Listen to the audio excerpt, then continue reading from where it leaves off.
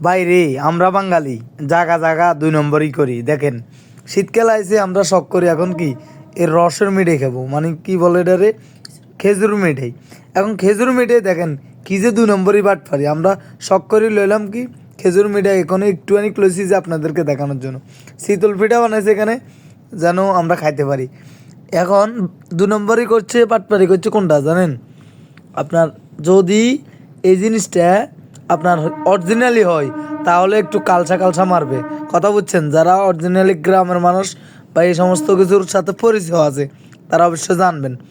আর হচ্ছে গিয়ে দেখেন, আর এতটা শক্ত হবে না, এই যে মিঠাই মিঠাই মিক্স করছে যে এটা স্পষ্ট বোঝা যাচ্ছে যে কি শক্ত।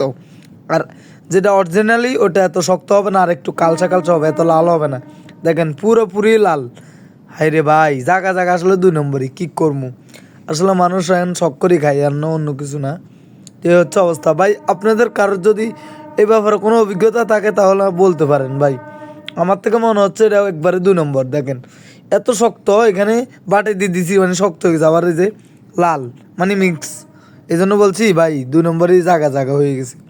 কি আর বলবো ভাই।